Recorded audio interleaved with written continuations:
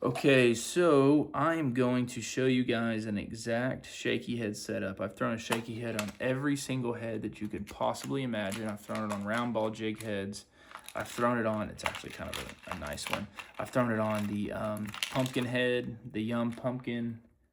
It's Edwin Evers, Young Pumpkin Ed jig, or whatever it is. I've thrown them on these alien Gamakatsu shaky head. That's actually a pretty good shaky head, to be honest with you. Caught a lot of fish on it.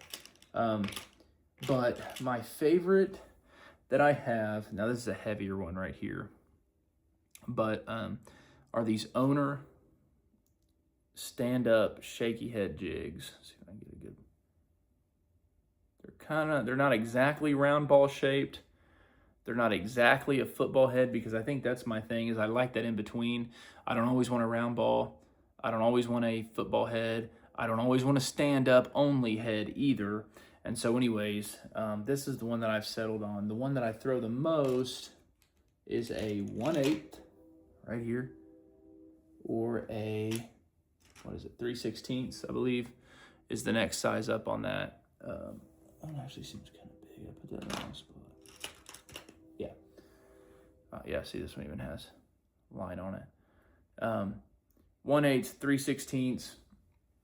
I think these are literally some of the best, and they are super sharp too. I mean, razor sharp hooks. You throw that on it, they just get bites. Like, so for example, like Grand Lake in the wintertime can be a pretty tough bite. I went and fished a BFL. I was fishing as a co-angler. I fished out of the back of the boat. I think I caught 10 keepers that day. I think I placed 19th or something. I mean, I didn't get a big bite. That was the problem. But caught probably 10 keepers that entire day on that exact shaky head, and the boater in front of me caught 0. So just to show you guys, that's how good of a lure that it is, in my opinion. Same thing happened when I went to Broken Bow. My boater actually did catch a lot of fish too, but I weighed bigger fish, in my opinion. Well, I had the bigger fish of us too, but I still caught, I don't know, 8 to 10 fish or so out of the back of the boat, all keepers. Maybe one was short. I don't know. I can't really remember. But anyways, and then pretty much the only thing that I throw a shaky head on, or a shaky head worm, I literally only throw a robo worm, and I predominantly throw it in one color, and that is the Aaron's Magic, and it is the 6-inch fat straight tail robo worm. I think this is far and away the best shaky head worm you can buy.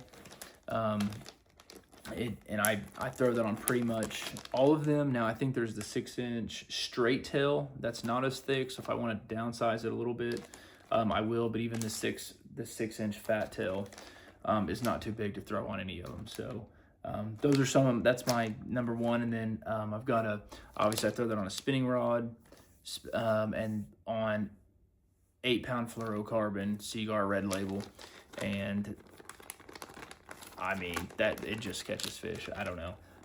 It's not something that. The interesting thing about shaky heads too that I'll say is when you throw it, most of the bites I get are within like the first 5 seconds. I feel like, I don't know if they're watching as it goes down. I'm assuming they are. But I typically don't get a ton of bites when I'm dragging for a while. You know, I'm usually in the back of the boat, you know, or if I'm in the front of the boat, power pole down, I'm not spending that much time dragging that thing back to the boat. I mean, I'm throwing it, drag, hop, drag, shake. If I don't get a bite, I'm usually reeling it in and going down incrementally down a bank or a bluff wall or whatever it is. So anyways, that's my shaky head setup.